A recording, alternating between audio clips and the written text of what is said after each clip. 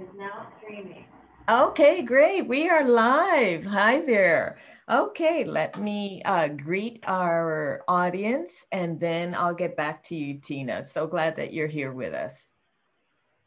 Okay, good morning, afternoon, and evening, wherever you're tuning in from. And welcome to Extraordinary Women of Guts and Grace, a podcast about compassionate, fearless leadership. Hi, I'm Evelyn Cosme, your host, a transformational life and leadership coach, teacher, and spiritual healing guide, the CEO of Evelyn Cosme International.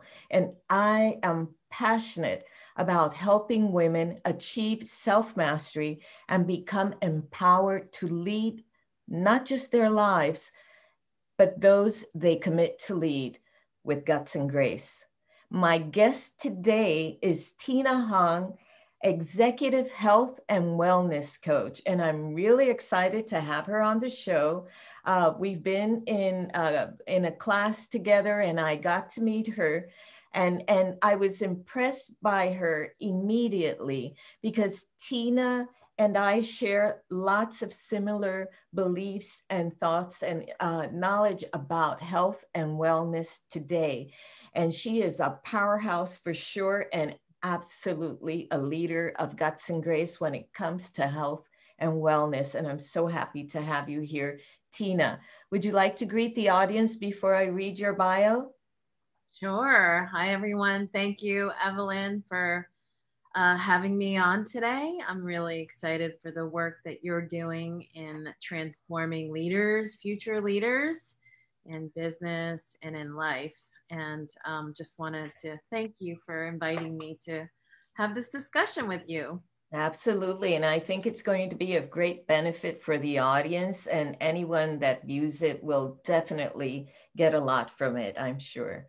So I'm going to read Tina's bio, and I thank you for the bio, Tina. It was great, and I appreciate the information. So I'm going to pull it up right now. And actually, I have it here with me, and I think I'll read it from here instead. And okay, so Tina Hong is an executive health coach, nutritional fat loss.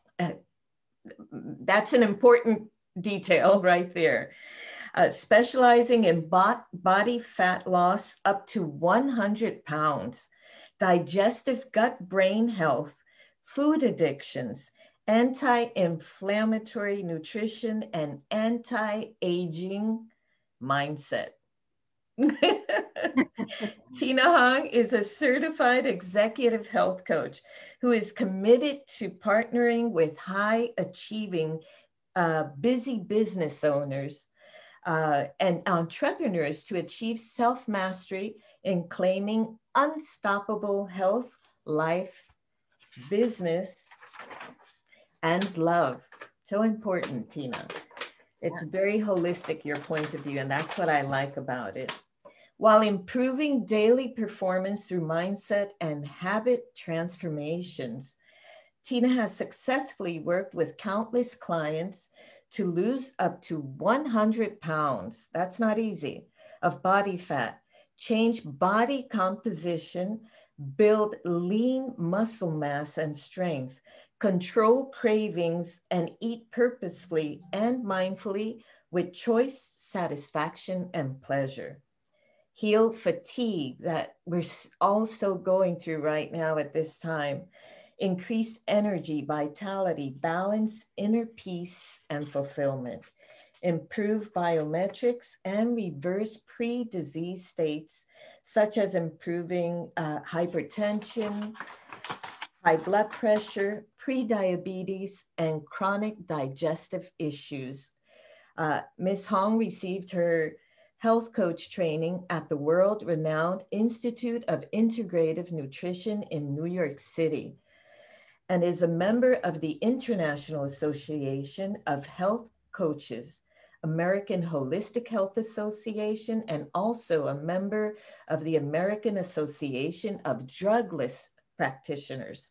Her specializations include food as medicine, food and mood, food addictions and natural fat loss, mind-body nutrition, adrenal and chronic fatigue, digestive distress, hormonal health, and stress management and nutrition. She offers workshops for corporate and executive wellness and group transformational programs and personalized nutrition. Thank you, Tina, for being here. I'm really excited that you're here because I think that with the current state of affairs all over the world, not just in the United States, people are going through such high levels of stress and crisis of all sorts, from financial, including the health, socioeconomic, social, political. We could go on and on and on. And definitely something's got to give. And sadly, many times it's our health and our wellness, whether it's mind, our body, our emotions, our spirit, most importantly, as well, all get affected. So, my first question for you, young lady, is what did you want to be when you grew up? Because I think this sets the tone for a lot of people. And because I'm hoping and wanting for a lot of our future generation of leaders to be watching the podcast, I want people to understand that it starts very young. The things that you're interested in, the things that resonate with you. And we may change along the way, but sooner or later, our purpose comes into alignment with who we are. And in your case, I think you found your purpose for sure. So what did you want to be when you grew up? That's such an interesting question. Thank you. So probably when I was 8 or 9 years old, I knew early on that I wanted to actually be in advertising and commercial advertising back then, because I knew back then how important it. I guess I wanted to impact change early on in life. I wanted to, communicate with the world somehow in some profession to be able to impact lives, change people's lives, and so at 8 or 9 years old, I said, I want to be in advertising. That's what I wanted to do. And I did pursue a design and innovation background for 20 years and had a separate business early on in my career.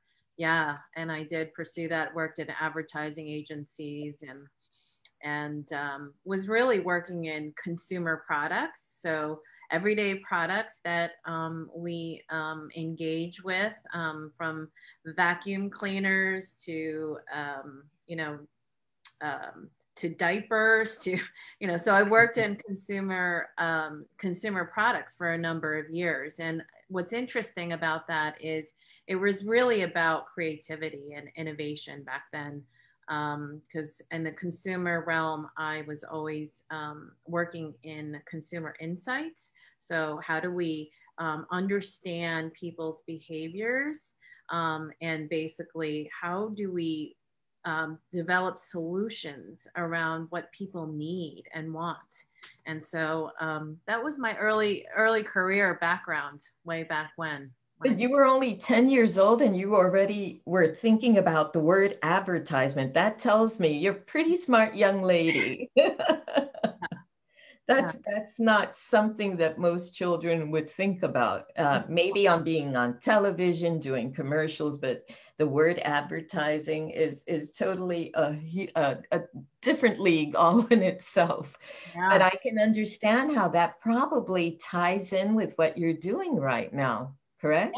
Yeah. I mean, I went through several career transformations over the years, but in the last almost 15, 20 years, my journey in the health realm really started with the journey of caring for my father, who had stage 4 cancer for an extended period of time. He lived for 10 years with stage 4 cancer and exceeded all kinds of statistics.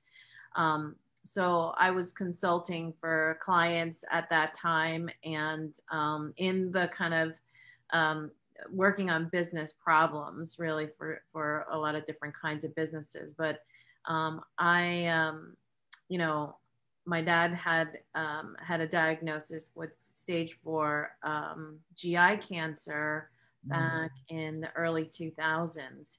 And, you know, as a part of advocating for his medical journey for all that time, coordinating doctors, coordinating his care, and spending a significant amount of time being in hospital settings and navigating what to do in terms of, you know, it's a very rigorous kind of situation when you're caring for somebody who is facing the idea of life and death and how fragile life is. So I guess that was really the turning point in the early 2000s when I said to myself, I really want to do something about this. When I was in Sloan Kettering Cancer Center, one of the best cancer centers in the world, where people from all over the world were coming to get treated for terminal cancer. And I said, why are so many people getting sick? Can this be prevented? And, you know, that's kind of what was the early happenings of me finding my passion for and love for really deciding that I wanted to do something about that. Yeah. And I appreciate what you've shared. That takes a lot of vulnerability to share something so private, but yet it sheds so much light on how we can go through such difficult, dark times because having to oversee the healthcare of your dad probably wasn't an easy thing to do as a daughter, although you wanted to be there. And he had the best advocate, I know for sure. Yeah.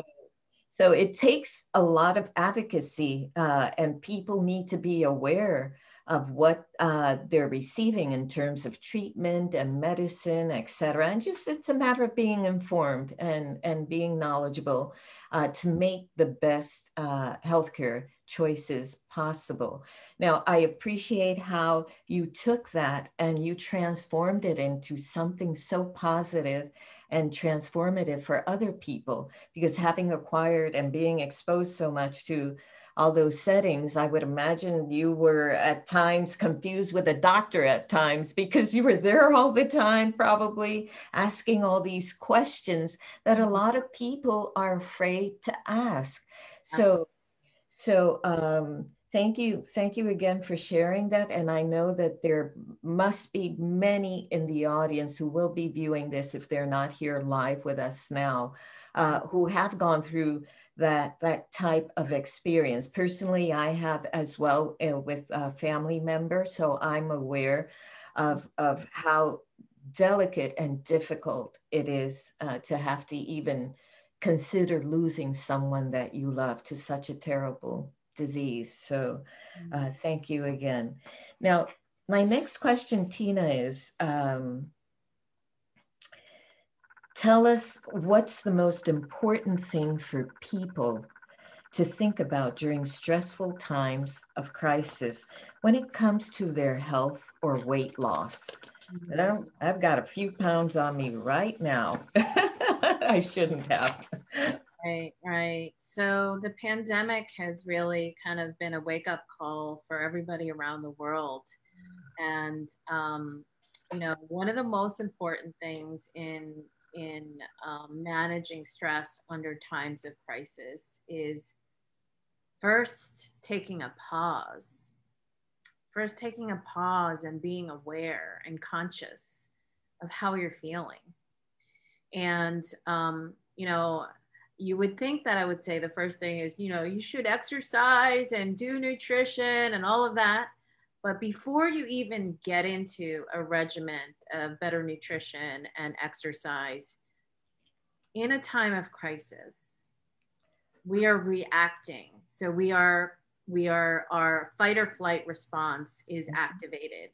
And it's difficult to, so there's an irrational response that happens. And so we're reacting. and there's emotions behind it. Sometimes it's not rational. So part of that self-control is like building a muscle. And part of it is just to start kind of building up that muscle of being able to control and manage stress when you have a lot of interference coming in from outside, meaning, you know, your jobs, in terms of family loss, in terms of illness, things that you cannot control. The most important thing is really kind of start tuning in. And I always say that is the first step to actually turning your health around and really having self-compassion and love for yourself, especially in times of stress, because our bodies are instinctually in a position to respond and react and to conserve.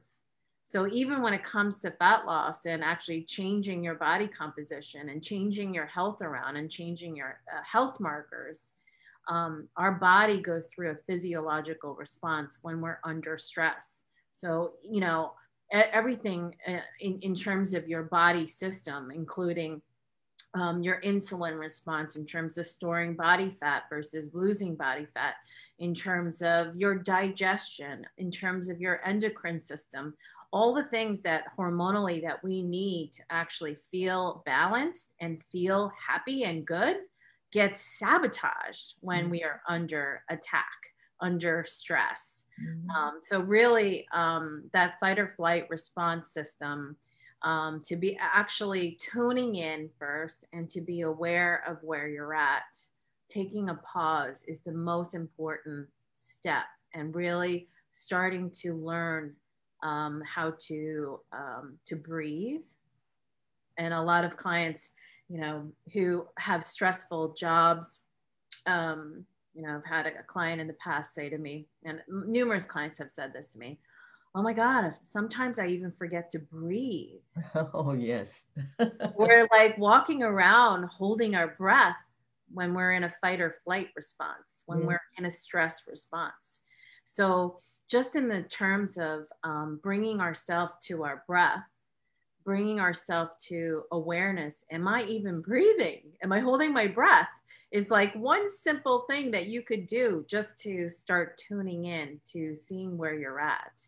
And, you know, wellness is really the self-care and self-love really starts with tuning in.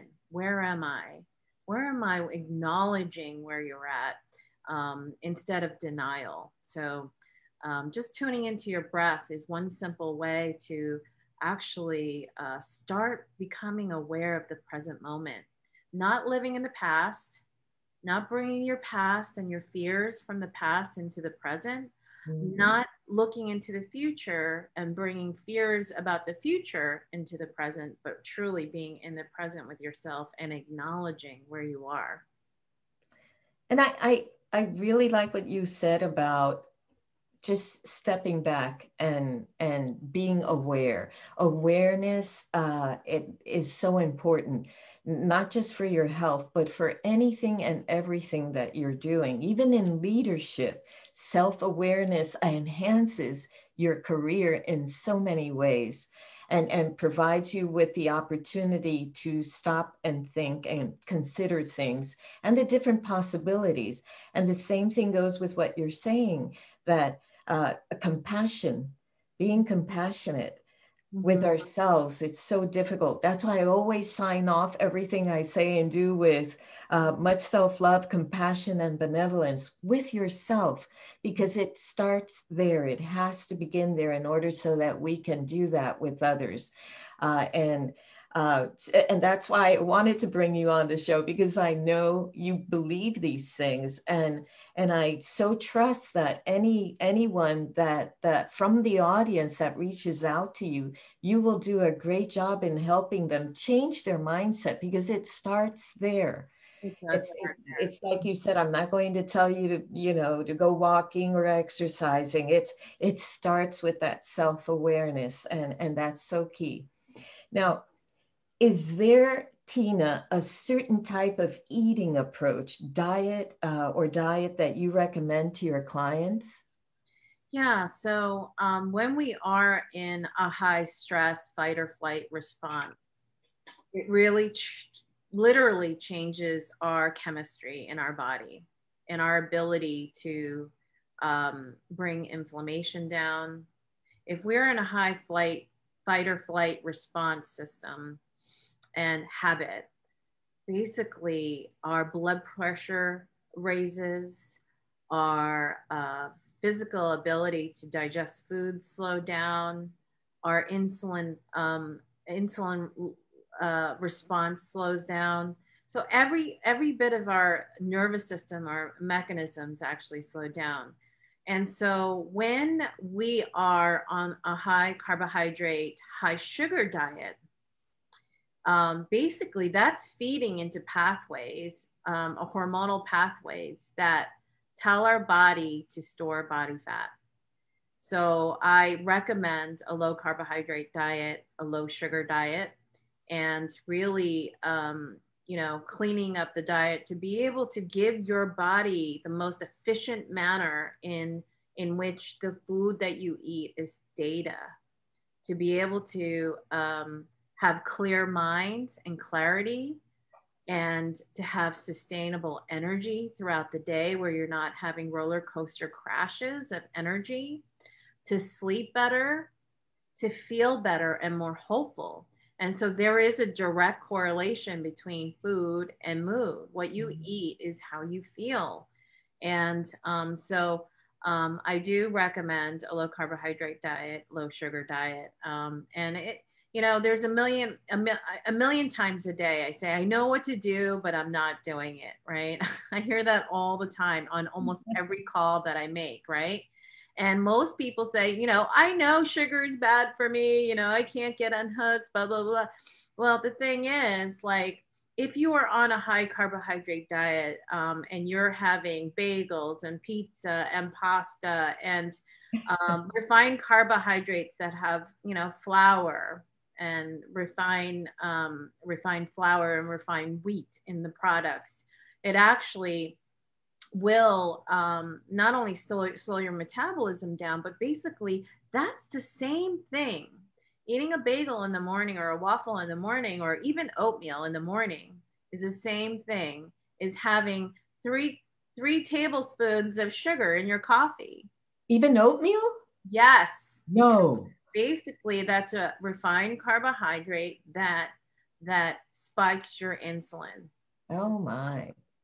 So if that's the first thing you eat in the morning and you are having carbohydrates throughout the day, your body is being trained and taught that that is the source of energy that you need.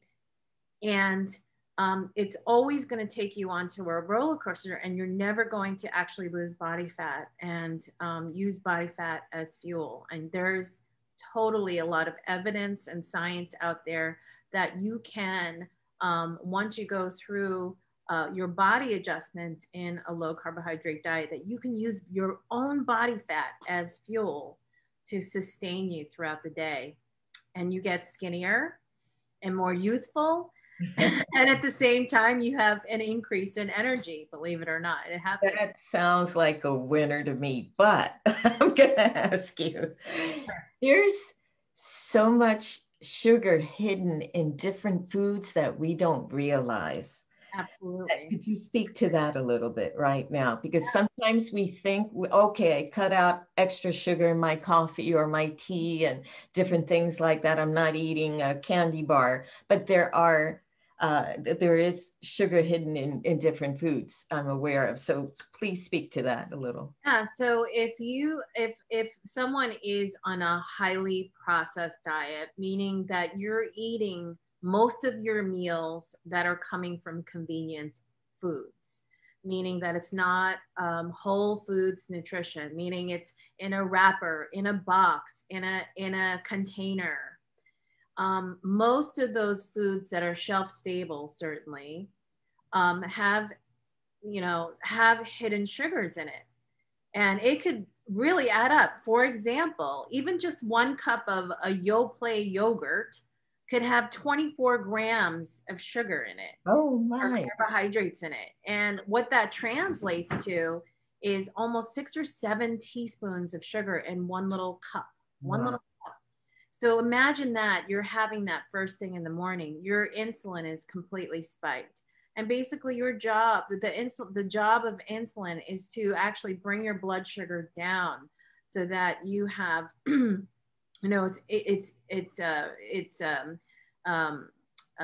it comes out of your pancreas. Your insulin is produced by your pancreas. And when you are constantly hitting up that insulin and you're carrying 20, 30, 50 pounds of body fat, excess body fat that you don't need, your body becomes insulin resistant. So your insulin stops responding. And that's when you start creating more fat cells. So yes, there are hidden sugars in a lot of processed foods. So you think that like orange juice is healthy for you, right? You think, oh, the vitamin C in orange juice is great. But if you actually look at the vitamin C, I mean, the orange juice that you're drinking, just one cup, one small 8-ounce cup of orange juice could have up to 30 grams of sugar. Wow. Now, those are hidden sugars. So people don't realize that if you're having a lot of processed foods, you're not really counting the sugars in terms of what you're putting into your coffee, but it's adding up. Yes. And so, yeah. And how about then with the orange juice, for instance, you just mentioned? Are you speaking about freshly squeezed orange juice or container orange juice? Well, it's very little difference, actually. Really? Yeah, Oh, wow. even freshly squeezed orange juice, it is fructose. There's 100 different names of sugar out there.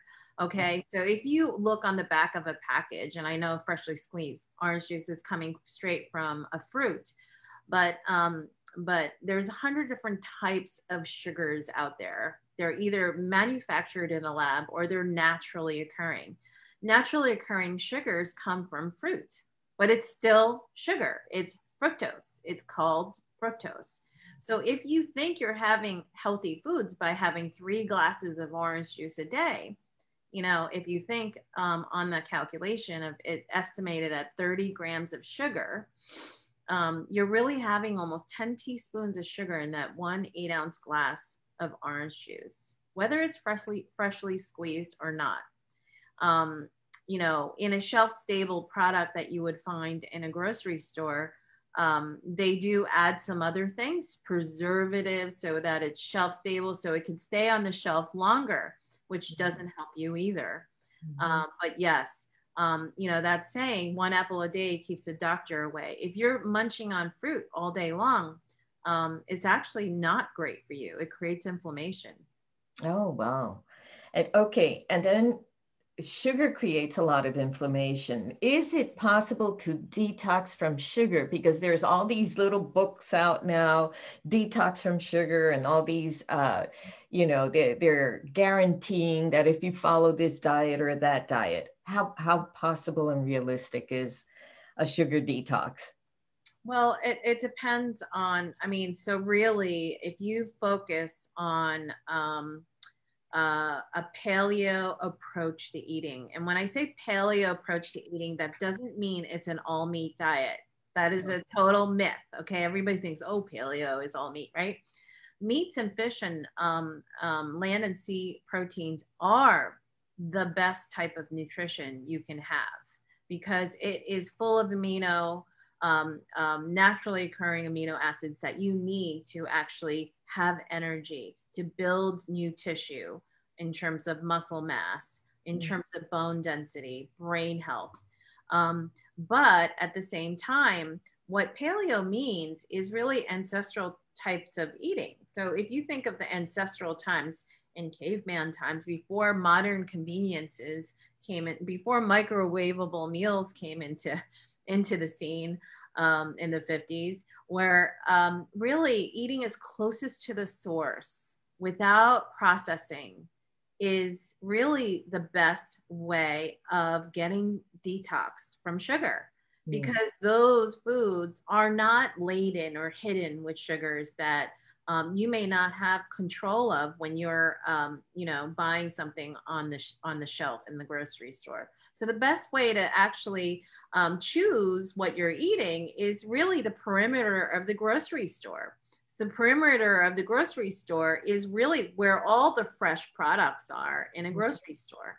So if you're hanging out and most of your items in your grocery basket is from the middle of the aisles of the grocery store, I would recommend making a shift and spending more time on the perimeters. That's how every single grocery store is designed. Wow. Fresh foods, whole fresh foods like the vegetable produce aisle and the meats and the dairy and so forth. Those are all around the perimeter, the perishable products.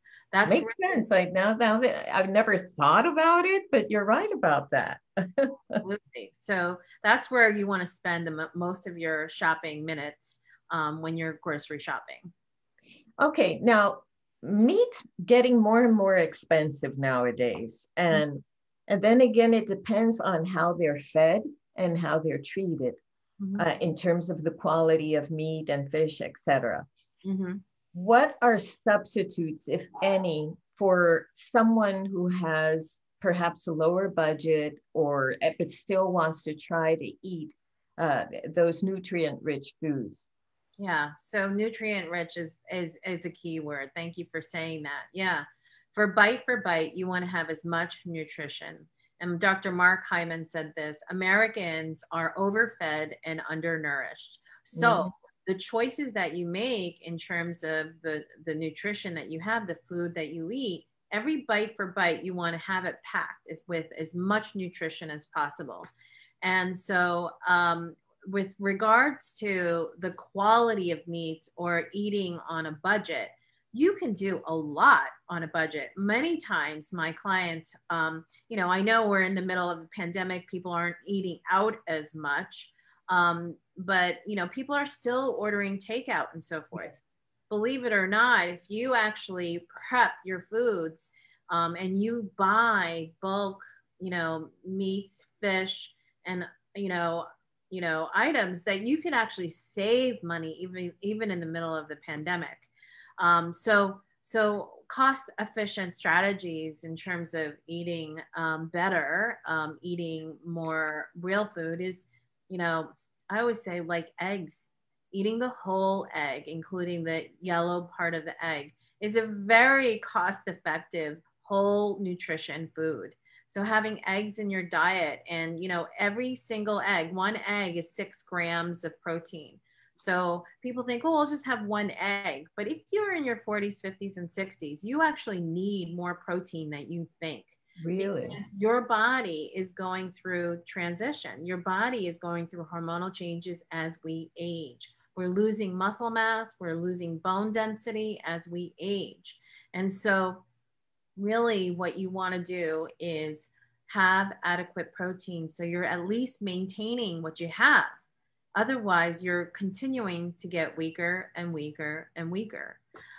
So in terms of cost efficient strategies, I think when you can buy, as clean as possible, antibiotic free, pasture raised chickens or beef or pork, eating, getting foods from farmers markets. If not, in the grocery store, trying to find organic or pasture raised is very important.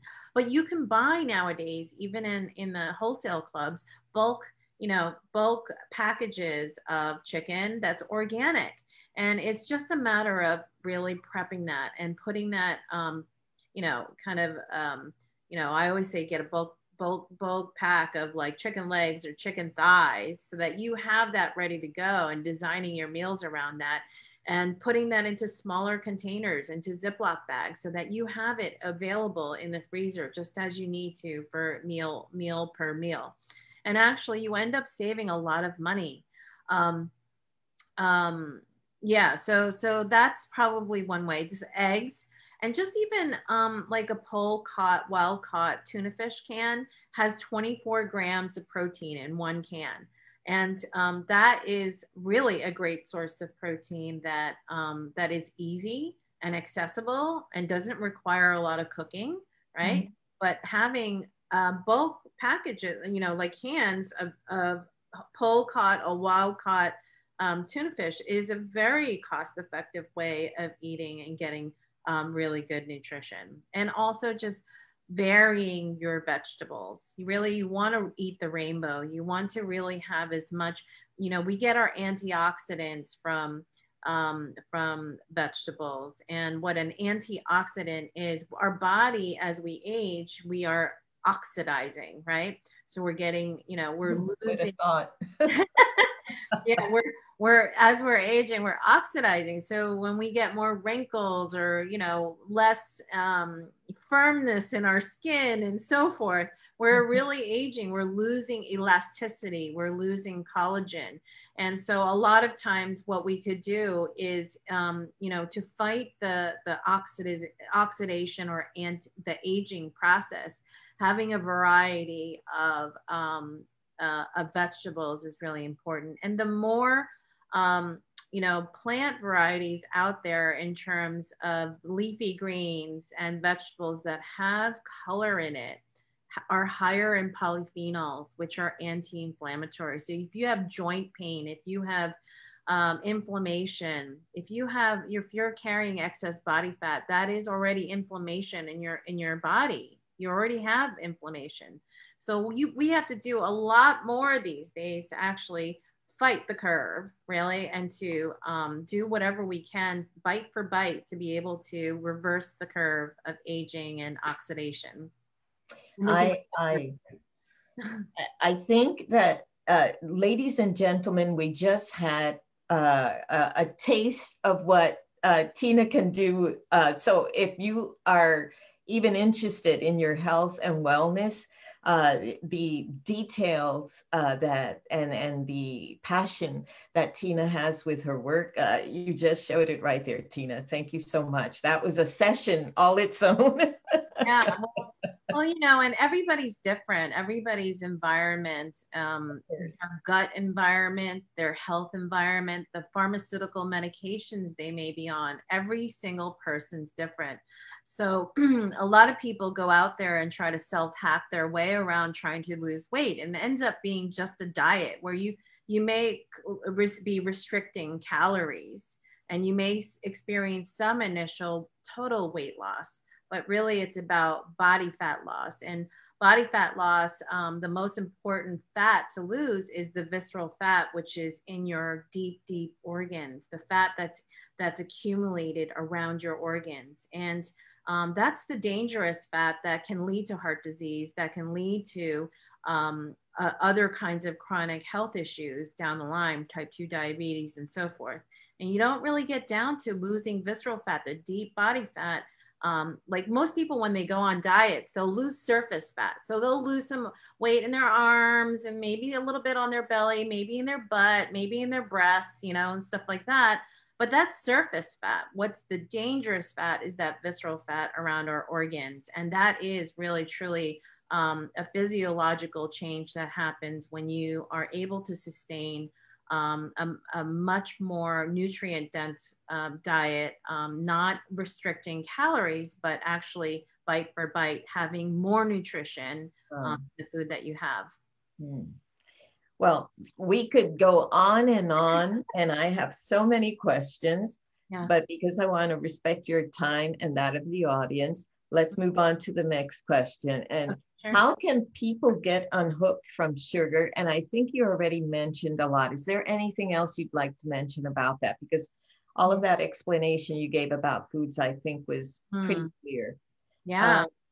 So that's a great question. How can you get unhooked from sugar? One of the most important things that I do with my clients coming in who are interested in losing more than 20 pounds of body fat and reshaping their body in their 40s, 50s, and 60s, even in their 70s, you can actually change your body composition and look younger. You can de-age. One of the things is getting unhooked from sugar is when we have high carbohydrates and sugar in our diet, it's actually triggering our pathway, our pleasure hormone, which is a neurotransmitter in our brain called dopamine. And Mhm. it's a pathway that gets triggered when we are having sugar. So when you have that bowl of ice cream, you feel giddy and really good, right? Temporarily, Yes. right? If you can Mea culpa. if you can even tolerate digesting the milk proteins from it. Some people have difficulty even digesting it. I know for me, I can't digest a lot of dairy. So that's difficult for me. So everybody's different. But essentially, one of the most important things is that dopamine pathway, which is your pleasure hormone. People don't realize if you make that shift, start making that shift of finding other pathways of pleasure and joy and love, Mm. that things begin to change. So when you start eliminating the stuff, the sugar addiction, in terms of like the sugar intake on a daily basis, and I can help you transition from a high sugar, high carb diet to a lower carb diet and really getting unhooked for that. It's hard to jump. It's like I wish I could give you a magic pill and everybody's looking for that magic bullet, but our bodies need to adapt. You have to train your body not to read that as what you need. Mm. And that takes time for adjustment. But within like 4 to 6 weeks, you could get really truly unhooked from sugar and lose the sugary palate, and you lose your cravings and so forth. But again, it really depends on your lifestyle. So if you are leaders in your business and making impact in this world, and you're out to hit $1 million this year as a financial advisor, whatever you're trying to achieve, and that's your number one goal, and your health is taking a back seat, we're not really programming our body to take care of ourselves. We're trying to achieve more, which is fantastic. But Yeah. basically, that oxygen mask standpoint, like you got to put your oxygen mask before you can help others and help change Most the world. definitely. Yeah. Mm. Yeah. So I hope that answered your question. Yes, yes, most definitely. Yeah. And the next question I have, how long does it take for people to change their dietary habits so it's permanent and sustainable? Yeah. So literally, your body would go through physiological changes as you start eliminating certain types of food that aren't good for you, including processed foods and sugars. And in 6 weeks, you will start to experience changes. You'll feel more energetic. You'll actually experience some initial fat loss. And if you are carrying 30, 50 pounds of weight, Mm. most people lose about a pound to a pound and a half per week just going on a whole foods diet, right? Whole food eating approach. You can accelerate that depending on where you're at, your lifestyle situation. But essentially, if you follow my program, and which is a proven program where I've helped many many clients lose up to 100 pounds, within week 6 you will start seeing results, and sometimes people sooner than that. I have a client who came to me in December, and she came in weighing over 200 pounds, and she put on pandemic weight and so forth, and she couldn't stand it. She's single, and she wanted to get her profile up, and she just didn't want to even put her picture up. And she has made such tremendous progress. And a lot of leaders out there, a lot of people who are type A personalities, who are gung ho and changing the world, and really leading their lives in business and leadership, um, you know, um, are very much type A. They're gung ho with everything, but then they lack self care, and that's where things fall apart. It really needs to start with self care. Those the best performers in business, in terms of CEOs and leaders in business, have a routine of self care that is so critical to their performance on a daily basis. And in order to have really truly an unstoppable, dreamy life with your health and your love and your family and all the things that you want to enjoy today, not later, not 20 years down the road when it's too late, but right now you want to live your best life. Absolutely. And yeah, you know, those people who are more very much performance driven, who are high achievers, really require, you know, a self-care routine that is significant, because they're handling a lot of stress. They're handling managing people. They're handling managing a lot of interference in the business world and in the political world or whatever community world that they're leading. And I think that we're back to basics in terms of self-care when life was simpler and people walked after dinner perhaps, and there were less foods. It was a more common type of diet. But then, like you mentioned, with the microwave and canned goods, things became easier, but not healthier. And Right. in the long term, all these foods and either lack of exercise and movement and just enjoying the simple things of life. You mentioned breathing. How important now is that with everything we're going through to think about breathing? And I think right now everyone is appreciating, because we don't appreciate things until we lose them or until they're affected, and breathing is so key. Do you teach in your programs breathing exercises and okay, Yeah, yes. so I practice Kundalini yoga, which is more breath work oriented. It's about raising your chakras and energy, right? So I used to do vinyasa flow and stuff like that back in the in the early part of my yoga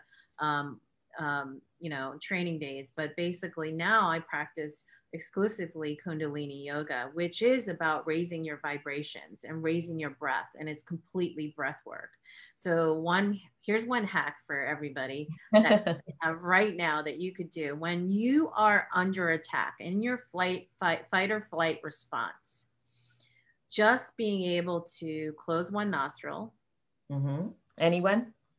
You could do either one. Basically, close one nostril, and basically what you're going to do is inhale through your nostril to the top, almost to the top of your head, and hold it for 4 seconds, and then release through your nose, not through your mouth. So just doing that,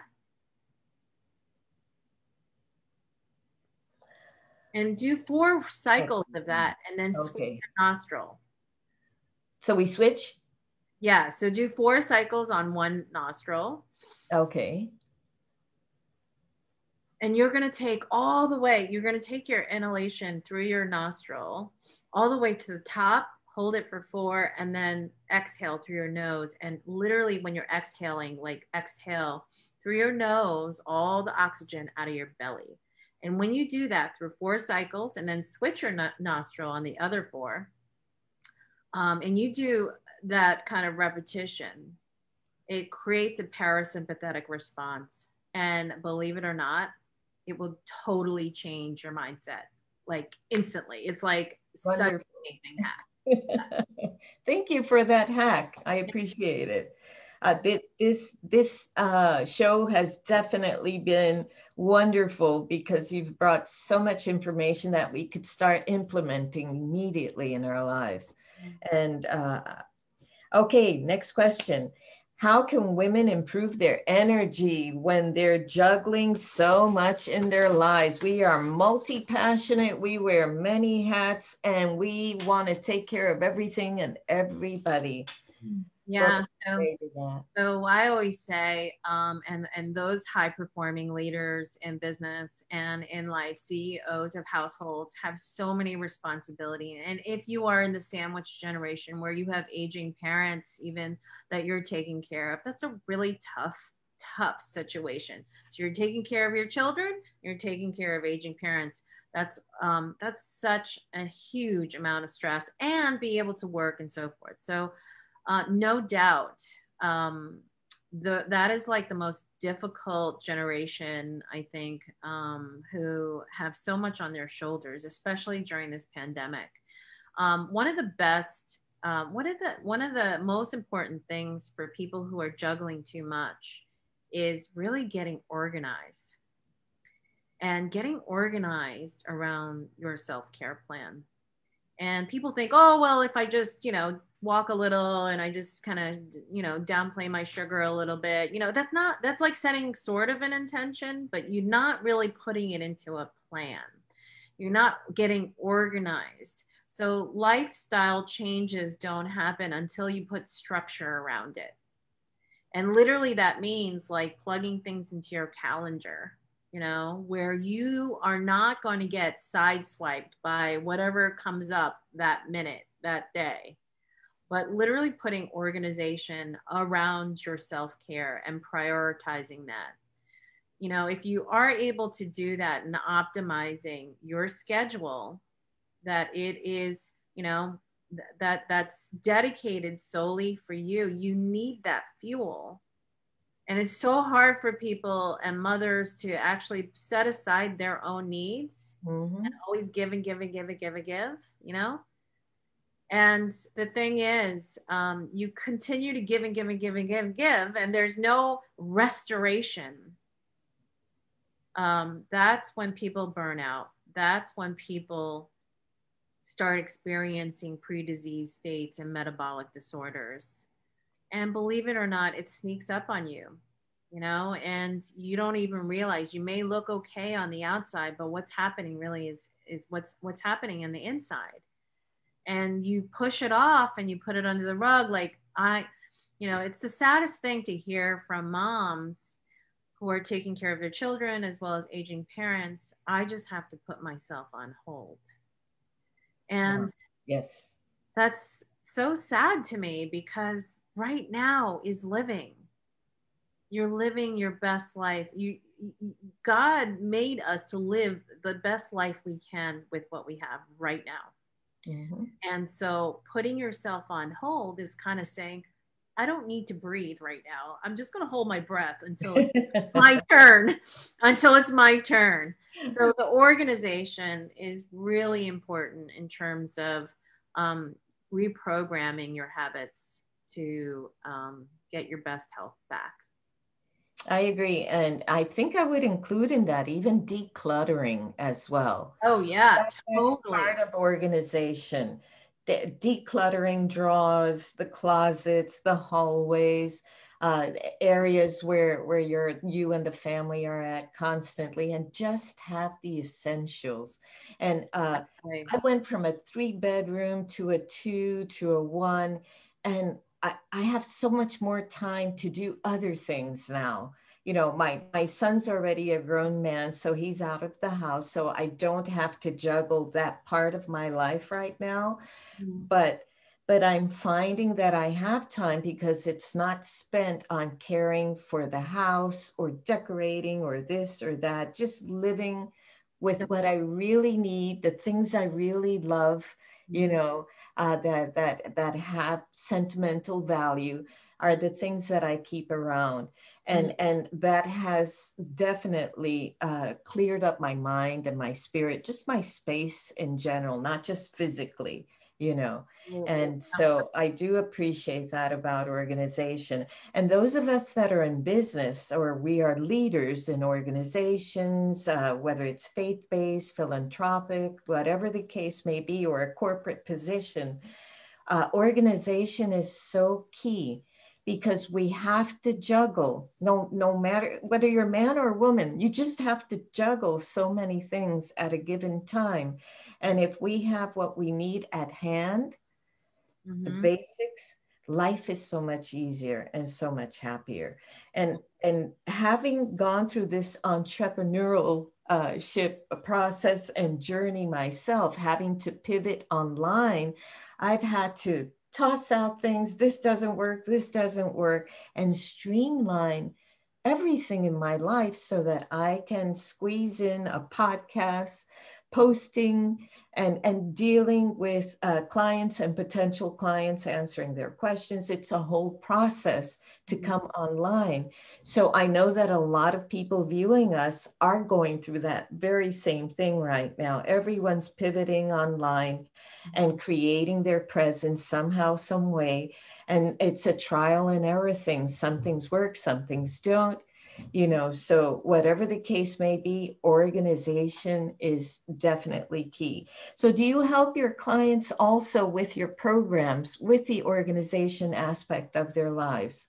Yeah. So, in one respect, organizing your kitchen, organizing your food is really important to have sustainable food that's going to be available Absolutely. for you in terms of nourishment. So I help people organize in that way. I used to do like literally, clients would hire me to come into New York City and pay me to work with their housekeepers or their nannies to help them, teach them how to cook better, teach them how to organize Oh, their wonderful. and or caretakers who are taking care of their elderly. So I can advise on that. It's hard to do in person, obviously, but certainly there's so many things that can be done in terms of having a consultation. And the other thing is I work with a lot of personal organizers, and they have amazing tools and strategies and ways. I work with a lot of personal organizers because when we have a cluttered space, our mind is cluttered, our life is cluttered. So yes, having a visual cleanliness, even visual cleanliness in front of our dining room table in your eating environment. And I do a lot of work with my clients and in training them to eat as meditation and bringing the five senses into your meals so that it becomes an act of nourishment. Do you mean we can't eat at our desk while we're working? Yeah, I mean, to take a 15-20 minute break to actually, not be multitasking for 20 minutes out of how many hours a day you're in front of a computer or working.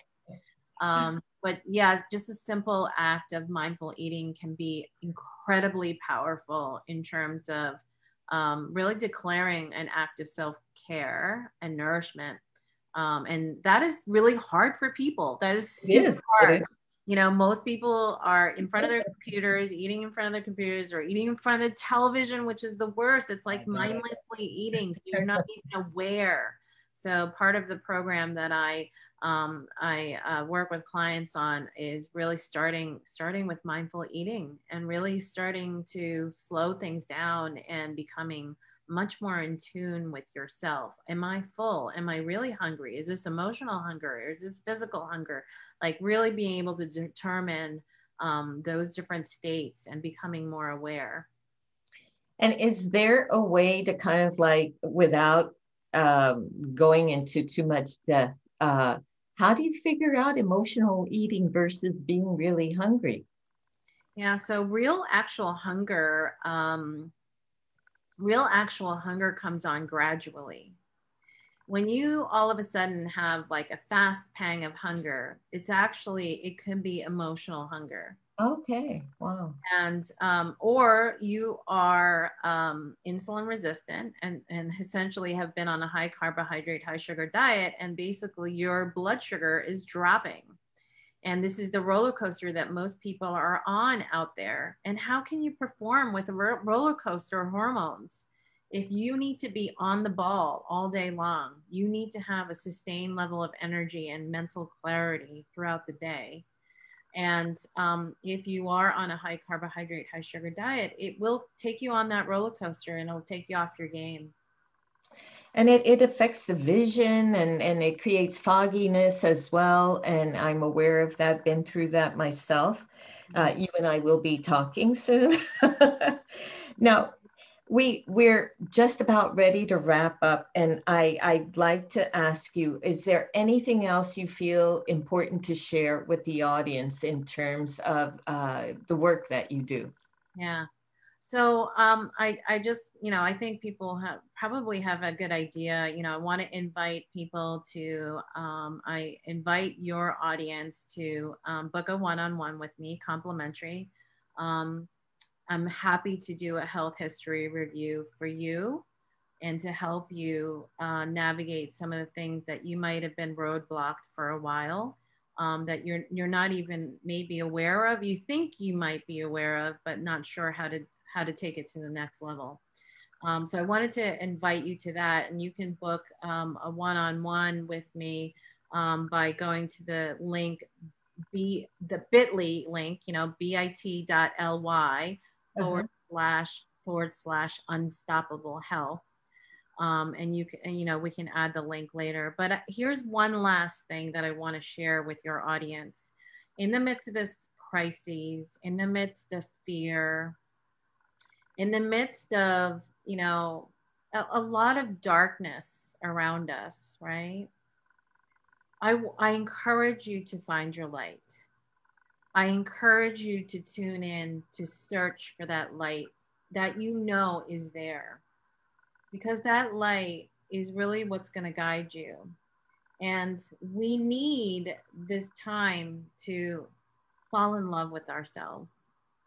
And maybe this pandemic is a wake-up call for some of you, because we've put ourselves on the back burner a bit too long. Mm-hmm. And we've been achieving. And right now is an amazing time to have a date with yourself, fall in love with yourself, and fall in love with yourself, like learning how to date yourself, mm-hmm. learning how to see the most beautiful parts of you again. And that brings you to your why you want to be is, live your best life right now, not 20 years from now when you're on a walker, but right now in your midlife, while you're performing and doing amazing feats on a daily basis. So fall in love with yourself right now, have a date, figure it out, like, whatever you love to do, make that happen and find joy and light. So I encourage you all to do that. And if you need help and some pointers of how to get in that direction and feel stuck, I invite you to that one-on-one conversation with me, because I'm just going to love you up, because what I want to do is I want to help you. I want to help you live your best life right now. And I want to help you not wait before it's too late. Thank you so much. And I will be posting your contact information below the video in the comments. So everyone check that out so you can reach Tina and get that one-on-one, which I will be doing too. And I have one last question though. Give us some tips for women, any strategies or mindset that works for you as a leader in achieving your goals, your business goals and your personal goals. Yeah, so there's so many different ones, but essentially, that self-care time early in the morning when you're in a half awake, half asleep, half awake state, yes. And utilizing that time before your coffee, before your day gets crazy, whatever time that is. Usually for me, it's anywhere from between 5:30 in the morning and 7 in the morning, early in the morning, when I'm just laying in bed and loving yourself up and being kind to your thoughts about yourself and what you want to accomplish for yourself for that day. Not your to-do checklist, but saying loving thoughts to yourself, as if you're speaking with your child. Mm-hmm. That you are love and you are light, and that you're destined to do something amazing in this world today. And to actually get into affirmations of I am this, I am light, I am love, I am a giver, I am, a receiver too. I want to receive. And those I am affirmations are huge, huge. I do believe so. Thank you so much, Tina. It was wonderful to have you on the show today. And I hope we can do this again and we can talk about different health and wellness topics, because Sure. I still have so many questions I could ask you, but we're limited to time. And like I said, I want to respect your time. I know you're very busy and I appreciate you took time out to be with us. Words of wisdom regarding health and wellness, I think you mentioned them right there. The self-love in the morning and caring for yourself, the breath work, which is so important. And you gave so many wonderful tips and hacks that I truly appreciate. It was a great show. Yeah. Absolutely. So we're coming to an end and I'm going to say farewell to the audience. Thank you, Tina, again. I appreciate you and we'll be in touch, of course. And I'd like to announce, first of all, that I'll be changing all of the systems, all the technology in the next few days. So everybody stay tuned. I'll let you know via Facebook and different social media when that change has occurred, so you'll know how to reach me. And as I always say, and I sign off, much self-love, much compassion for yourself and benevolence, because you deserve it and I deserve it and everybody around us deserves it too. Keep the peace. Thank you so much. Bye. Thank you, Tina. Love you. That was great. Thank you. Bye-bye. Okay, see you soon.